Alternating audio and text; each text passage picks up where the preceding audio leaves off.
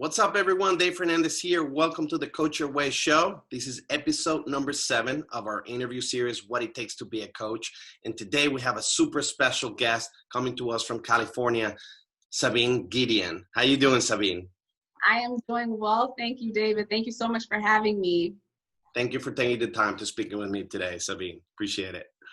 Sabine is a transformative leader, consultant, and coach to ambitious, mission-driven leaders ready to break out of their comfort zone. She's also the author of Transformed, The Journey to Becoming, which you can actually grab a copy from Amazon, and I'll add a link to the description down below for you guys to go check it out.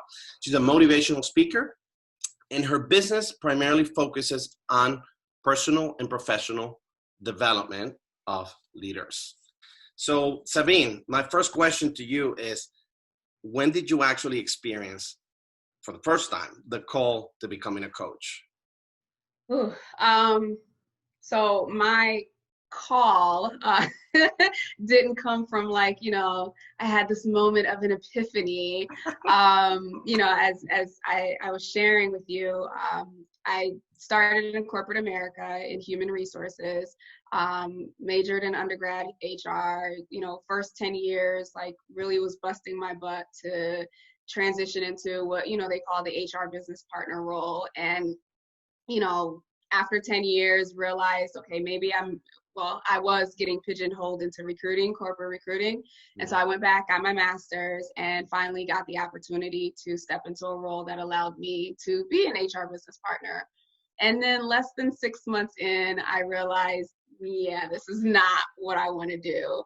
And so I found myself at this pretty much having an identity crisis, where, I had to look at, okay, I've been working so hard for this role and now I have it and I've outgrown it, or the version of me that wanted it no longer exists. What do I do now? And so I had to do some, really deep thinking and spiritual processing around, okay, looking back at my career, when have I felt the most fulfilled? When have I, felt like, okay, I was in the zone? And it was in those moments, or what came to me was, it was in those moments where I was sitting across from an employee one-on-one and, helping them kind of figure out how to map out their career. Or when I was sitting with a leader and helping him or her trying to figure out, how to build a better team or how to deal with an employee relations issues. It was in those moments of one-on-one guidance and strategy and transformation that really appealed to me. And so at that point, I finished out my time at the place that I was at, and in June of 2018, I decided I was going to take the leap. For me at that point, it was, the urge had become so strong that this is what I was meant to do. This was part of my purpose. And then also too, I couldn't imagine 30 plus years in a cubicle or in a pod. I'm a believer, and I just refuse to believe that God put me on earth just to do that. And so I stepped out, started my coaching practice, started career coaching because that's, the place of familiarity. And then it transitioned where I started to realize that, okay, part of the career jumps for people, right? There's the tactical piece of your resume and your LinkedIn and all that other stuff. But then there's the mindset aspect, right? Of when you're switching from one career to another, you're essentially switching identities in a sense. And so helping people through that process. And then the more I did that, it was, okay, I want to help people. And I landed on leaders because that's who was attracted to me and I was attracted to. I want to help them really see themselves as a leader before they even get the role. I want to help people see the greater version or vision of themselves so that they can take the action steps to help them get there. So that's been my journey in coaching. That is amazing. And, I just wanted to real quick, based on what you're saying, because I thought it's so interesting. Something that you mentioned before in that work that you're doing is, getting people to actually see themselves there first, because they have to, it's not about getting the role, right? It's about Yeah. the shift that has to happen. Can you expand on that real quick? Yeah, absolutely. So I talk about this in my book that you mentioned. You know, I reference, or I use the metaphor of a caterpillar turning into a butterfly, right? So the end goal for the caterpillar is the butterfly, is the pretty majestic thing that we see. But the caterpillar starts off as this, like, you know, bottom feeder. All it does is eat for weeks and weeks and weeks, and then it goes into this transformation chamber, right? And at that point, everything about it is dismantled, and then it has to build strength, and then it becomes this beautiful thing. It's the same thing with us, right? You know, the caterpillar, I mean, I'm assuming it doesn't have a brain like we do, doesn't know that that's what it's meant to be, but it knows that it's being led through a process to become that. And so when you look at individuals, specifically those who are transitioning, whether it's in leadership or whatever the case may be, oftentimes we think, oh, I got a promotion and I'm a manager now, and that means I'm a leader. And essentially that's not that's not what it means. It just means you have a title that says you are a leader. For me, when I work with people, it's especially when they're in that transition from seeing themselves as, you know, an individual contributor, or, you know, they see their insecurities or the things that they can't do or the things that they don't know. It's holding up that vision for them to say, okay, where do you see yourself, or where do you want to be? And holding that vision for them so that they can actually see that. I don't know if you've heard of the bear model, but it's, you know, your thoughts impact, or your thoughts are impacted by your emotions, and then your actions and your results, right? So if you can see, if you can visualize yourself at a different level, then you can build that emotion, that excitement that says, yes, I can do it, that faith, that trust, that courage, all of those emotions that need to fuel that. And then you start to take actions that actually lead to that and give you the results. So it's where do you want to be? We're starting with the end in mind. I believe Stephen Covey said that in his 7 Habits of Highly Effective People. Start with the end in mind and keep that vision. And then I help the clients walk through so that they can actually become that person. That's amazing. That's a great analogy, by the way. I may borrow it if you don't mind. Absolutely, all yours. Sabine, tell me a little bit about that mindset shift that you had to go through, you know, when you were going through that crisis, identity crisis, you know, and finding yourself and finding who you were actually meant to be. What was that process like when people are thinking about becoming a coach or doing something outside the norm, which is, you know, get a job and whatnot? They think that the people that are able to do it, they're just super confident and ready to make the shift, and everything was like in place, perfectly laid out for them to succeed. You know, was everything laid out for you? Not a thing was laid out. When I made the decision, I really felt in my spirit that it was time for me to make the transition. At the time, I didn't have any clients. There was no evidence of my success, but I just knew that the door had been opened and it was time for me to do it. I think the biggest pieces of like my transformation into becoming a coach, I called myself a coach, but I had to become a coach, was a couple different things. You know, when you think about the way that the system, specifically here in the US, is designed, right? They tell you, you go to school, as you're going to school, you take tests, you get grades, right? And, you know, the grades are reflective of your actual performance. Same thing when you get into corporate America. You work on a project, you do a good job, there's an immediate reward for your behavior or whatever it is that you do. When you step into entrepreneurship, though, when you step into a coach, as a coach, you can do all of the things. Like, you can get a program and do everything that that coach tells you or that instructor tells you and do it exact, and the results are going to be different. Mm-hmm. Why? Because part of being a coach and building a business is it being a reflection of you. And so as you grow, as you develop, as you shift, then the things that, like, people can, don't get me wrong, you can replicate someone else, but for an authentic and genuine experience and for your coaching practice to really excel, it has to be a reflection of you, and it's going to be a reflection of your growth. And so that was the first thing that I had to like, because I would feel like a failure if I'm being honest, right? Like I'd launch a product, there'd be crickets, and I'd be like, I don't get it. Like I did exactly what they told me to do. This is not fair.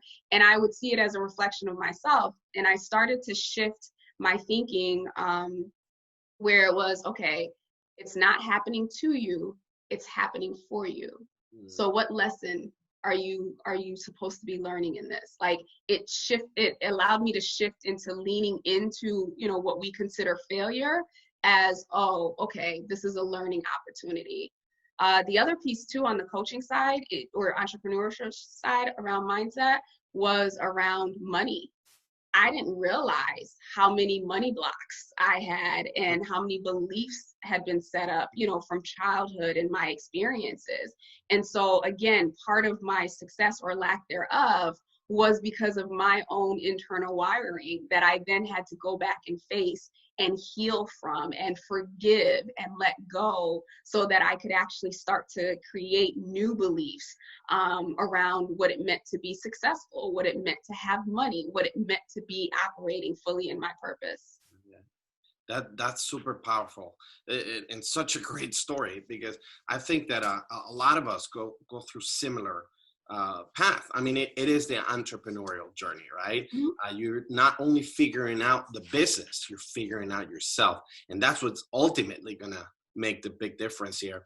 I remember first few times that I attempted doing a webinar, you know, and nobody showing up after all the work that goes into it. And I was devastated, you know, and I wanted to quit.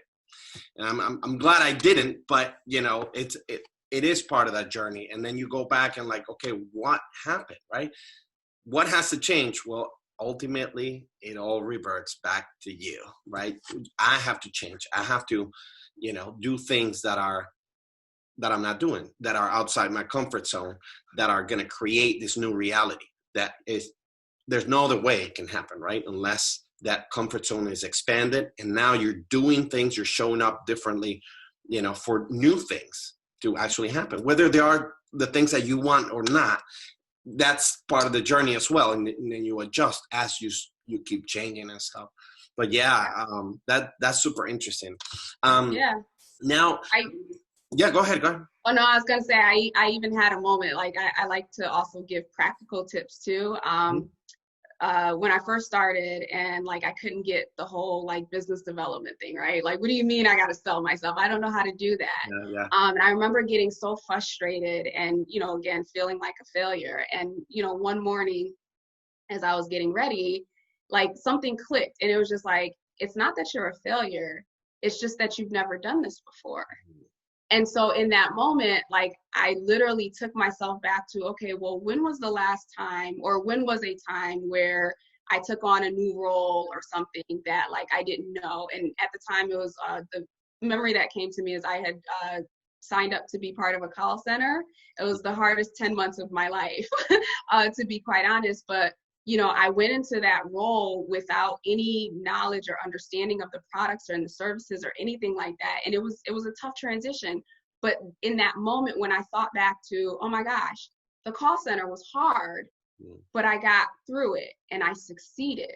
And what helped me succeed was because I realized it was a learning opportunity. And I was able to leverage in that moment the same like mindset or the same thought process to say, okay, I'm not failing at business development. I just need to learn it. And once I reframed it to the point of, oh, okay, I'm just learning this thing, all of the pressure that I had on myself to like, you know it exactly and do it perfect and do it just, it all dissipated. And it just allowed me to just be, and then essentially be successful in that space, because I was no longer holding on to those feelings of failure and inadequacy or whatever, because now I had evidence that showed me, okay, you've been here before and you did it then, you can do it again. That's a phenomenal tip. That's amazing. You know, that's true transformation right there, is the acceptance, right, of being able to see, you know, first of all, that you've been there. And that probably the call center wasn't the first time that you've experienced that same learning process in anything, school, the first job, second job, third job, like it all happens the same way, but we discard it, right? We tend to discard all these experiences. Everybody, goes through that anyway. That doesn't make me any special. That's not going to help me in any way. But the reality is that if you bring, like you did, a little bit of awareness, to that, it gives you a different perspective. That now it turns into leverage, right? Yeah. What an awesome story that you had there. Tell me something when you're actually coaching someone, right? You get a new client. What are the challenges that you experience as you get started, working with a new person? Yeah. So I guess the challenges that I experienced as a new coach versus the challenges that I experience now are completely different. As a new coach, I was naive enough to believe that it was like my responsibility to fix my clients. And so, for me, it was, again, I was holding the vision for them, right? Like we can sometimes fall in that trap. You're holding this vision for your client and they don't yet see it, or they're struggling to see it, or they're having trouble. And, for me in the beginning, it was kind of like, look, this vision is here. Like, just keep going, not recognizing that it wasn't necessarily the coaching, or it wasn't necessarily whatever the vision was. Perhaps that person didn't believe like whatever this vision was, right? In the beginning, I definitely will agree that I made it more about me and, me getting them to their place of victory, or me getting them to whatever change or transformation, versus allowing them their own process and their own journey to doing so. Now, as it relates to challenges, it's more so getting people even to the place of, and maybe it's just because of the people that I work with now, it's getting them to a place where they can even remove the clutter enough to even see what that looks like, right? Now it's not even a problem of like getting them there. It's how can we remove all of this clutter, all of this baggage, all of the stuff that you have, so that you can see you for you, like real true you, and then help you move into that place. So I spend a lot more time now, in a good way, because it's like we can put all the strategy together that we want to. If you never connect with that vision, it's going to be pointless. So I spend more time now just getting people to declutter what's in the mind, let go of the stuff, so that you can see with absolute clarity, like you're the real you. That's amazing. Do you mind sharing how would you go about doing that? Yeah. So, well, are you asking like technique specific? High level. Okay. So I'll give you an example, with one particular client. So, it's in a corporate environment, and this person is a first time leader. And so they've come into this role with all of the baggage from like past managers in which they saw, management being modeled badly. They've come in with their own insecurities and all of this other stuff, and didn't realize that all of their crap, for a lack of better term, was being reflected and being pushed down onto the staff, which was creating, very demoralized team.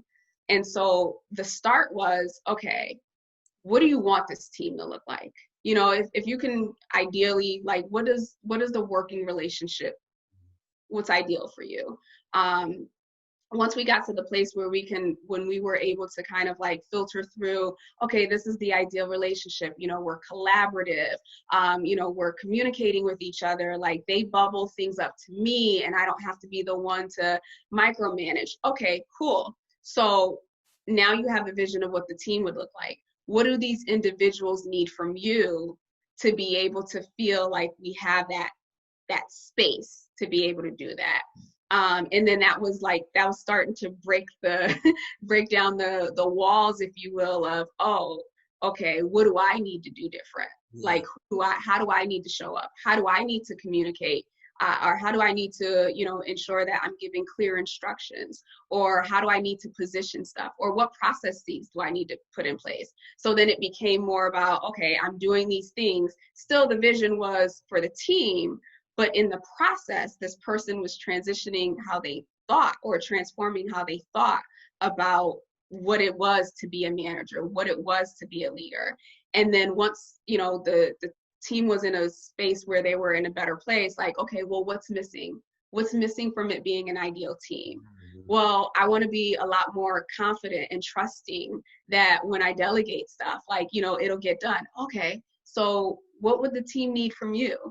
And so in that particular case, I had to leverage the outcome, like the external outcome of the work, for them to get to the place where they were doing their own, or to help, I guess, facilitate them doing their own work within themselves. That's amazing. That's amazing. Good job. I think you're doing really good. What is the best thing about being a coach for you? Oh my gosh, to see someone, well, it's so many different things. To see someone go from point A to point B, or whatever their endpoint is, for sure. To be part of that aha.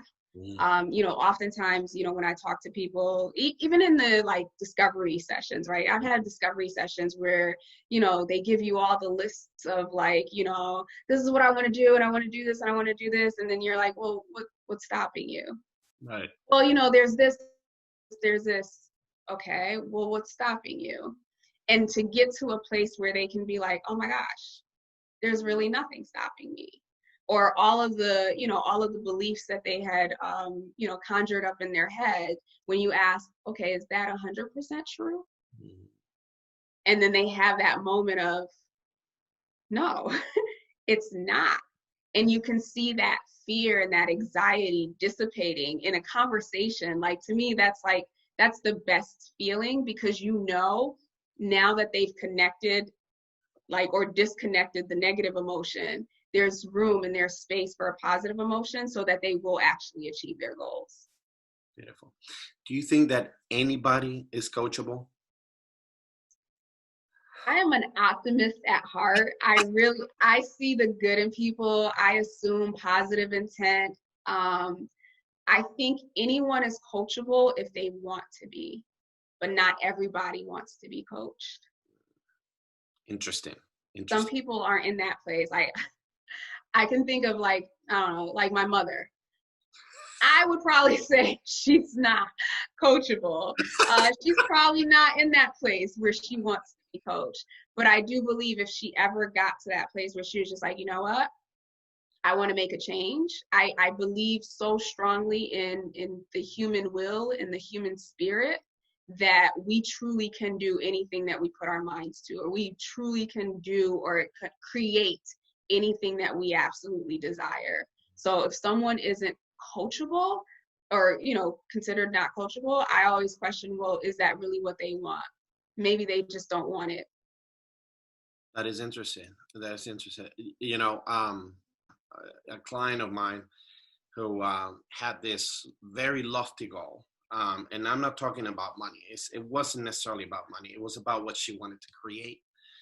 And it was probably like a 5-year plan or something like that. And it was going to require a lot of work or whatnot. And she was very adamant and thinking that, she really wanted this, right? And she still does.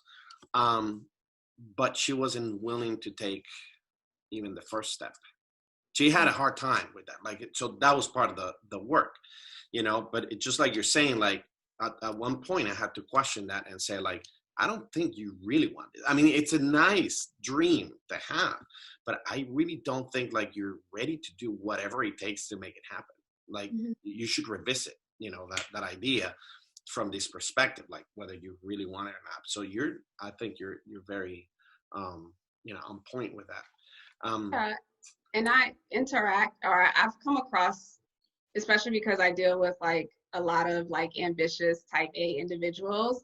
There's a narrative that we're told oftentimes, like, you go to school, you get your degree, you work hard, you build, and you build.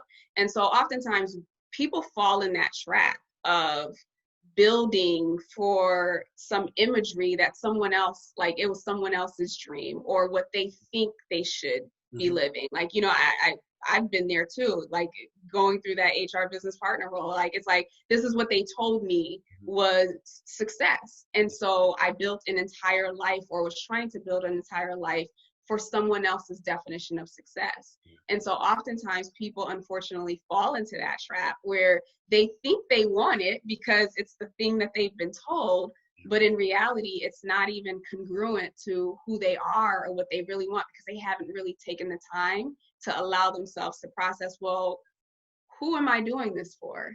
Is it for me? Is this really what I want? And so, you know, I come across that situation as well. Yeah, that's a phenomenal point. You know, I've been there myself too, you know, over the years, just all of a sudden, you know, the definition of success changing. I'm like, how can this change? Like, I always thought this was success. Like, how is it that now it's something else? Unfortunately, you know, it's how the subconscious mind works too, you know. So I try to give people the benefit of the doubt a little bit, because, you know, they're just unaware of these things happening, right? And I guess it's our job helping them, you know, see for themselves what they cannot see. What do you think makes a great coach? Ooh, I can throw out a whole bunch of words here. So I'm a firm believer that you can't take anyone anywhere where you haven't been yourself, right? And that's not to say, you know, there are people who coach people in their business that, you know, maybe their business isn't doing so well or whatever the case may be. Like, I don't mean it in the external, tangible stuff. I mean it from the perspective of, you have to do your own self-work, right? Like this again, we are, whatever is happening inside, we are creating it externally. And so if we're jacked up inside, we are likely sowing seeds of jacked upness. I just made up that word, in our clients. And so for me, you know, I talk about leadership. You know, self-leadership is huge, right? Like, it's easy to lead others and, you know, fake it till you make it. But when you have to deal with your own gunk, when you're constantly, you know, checking your own emotions, your own beliefs, your own thought process, like when you're constantly doing that, like, you can't help but emanate, you know, the good stuff, right? That you can then seed into your client. So, you know, that's first and foremost, right? Like, you have to be doing the work. Like, you can't just sit back and be like, I'm fine. I know the technique. The technique will grow dry eventually, because what I believe connects coaches to their clients is truly our hearts. It's our spirit. Like, it's the things that are unseen that connects us to these individuals, that allows for real transformation. So if you're not where you need to be, and it doesn't matter where you are externally, but internally, if you're not where you need to be, you're not going to have that level of transformative power and effect on other people's lives. That's right. And for everybody listening, you know, rewind the interview and listen to that again. It's not about knowing the techniques, it's about doing the work yourself. How do you go about creating a great coaching session for someone? Well, of course, you know, you create the safe space. That's first and foremost, you know, and allowing them to kind of share what is it that they want. I have some of my clients, because they're type A, they'll come in and it's like, I want this is where I'm moving, and da da da da da, and like, they got it figured out, right? Or at least they think they have it figured out. And then there are other clients who come in and they're just as equally ambitious, but they're so drained by, you know, the things that they're doing, right? That they don't give themselves the room or the capacity to think, to just have a moment to think. So for me, even in my clients that are like the quick, I know exactly what I want to do and whatever, like, I'm moving on to the next, getting them in, even if it's just for like 5 minutes, to get them to the place where they're just in the moment, like right here, right now. appreciate this moment. And then to me, I feel like that's a way of clearing out some clutter too, because it forces them to stop and then receive outside of whatever, has been going on through the day. So I would say that for me, that makes a great session when we can get to that place, even if it's just 5 minutes of just being. That is powerful. That is very powerful. Because I was going to ask you, how do you deal with somebody that, has it all figured out, right? Like, and there it is, just bringing him to the moment and probably taking one step at a time, I would think, do you think that for someone who's looking to become a coach, should they get certified? Should they, read books? Should they attend events? How should they go about becoming a coach or starting a coaching practice? What's important? So I was a little unconventional where I just recently got my certification. And part of that was I knew me personally, because at first when I started looking into coaching, it was like, I got to get my certification in order to, be qualified. And, I had a coach that, really helped me break it down. Well, at the time I had, 13 years of corporate experience. I had certifications. I had my master's, like I had actually been coaching people. And so she helped give me the confidence to say, you've been doing this like for quite some time, right? So like the coaching certificate at the time in the beginning was not going to be the thing that validated whether or not you had the gift to coach. And so I started coaching without the certification. What made me go back and get it was I recognized that, I'm a lifelong learner. And I just shared, like, you have to be doing the work yourself, right? And so for me, it was this time around, it was less about this was going to validate me, then it was just going to help grow me and advance me. I read quite a bit as well. I listen to audiobooks now because I don't know, one chapter in and I'm falling asleep. So I listen to audiobooks. But that's the other part, right? Like you have to, there's the internal work that you're doing, but you have, like, you're only going to be as impactful or as beneficial or valuable to your client as what you know and what you can help them. So having that versatility of understanding different techniques or different, ways of thinking or different methodologies, that's only going to help you be a better coach to your clients. So I would definitely say get the certification, but don't get it because you think that that's what, is going to validate you or, make you official or whatever. Do it because you understand that there's learning in there, there's growth in there.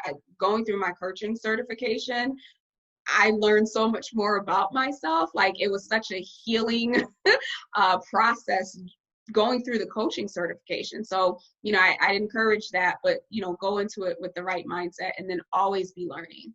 Always be learning, whether it's, coaching programs, whether it's courses or books or whatever the case may be, always be learning. Can you share with us one of your coaching techniques and what type of result you're looking to get from using that technique? Oh yeah, so my favorite one, I heard this on the other podcast, or your previous podcast, so I had this one ready. It's called Voice Dialogue. It's one that was taught to us during my certification program. And basically, this is used when a client is having an internal conflict, right? So it's either like, fear, like, let's just say if you're in corporate America and you're looking to start your business. So like you're afraid of starting, but, the other part of you wants the stability. Or, if it's weight loss, like, you want to lose weight, but then you're having trouble managing your food intake. Or, the career woman versus the stay-at-home mom. So something inside of you there's an internal conflict inside of you, basically. So the thing that you want, you keep telling yourself, or you keep giving yourself reasons why you can't do it, and your behavior is reflective of it.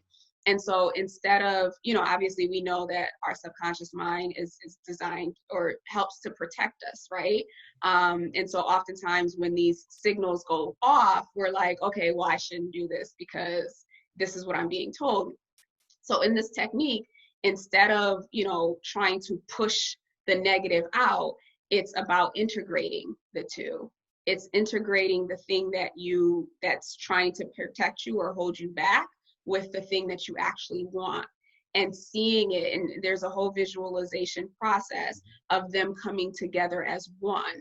So then you no longer feel like you're competing against two parts or at war with two parts of yourself. You're bringing both of those together so that you can actually move forward with the insight and the protection of the thing that's holding you back, as well as the, excitement and the growth opportunity of the thing that's helping to propel you forward.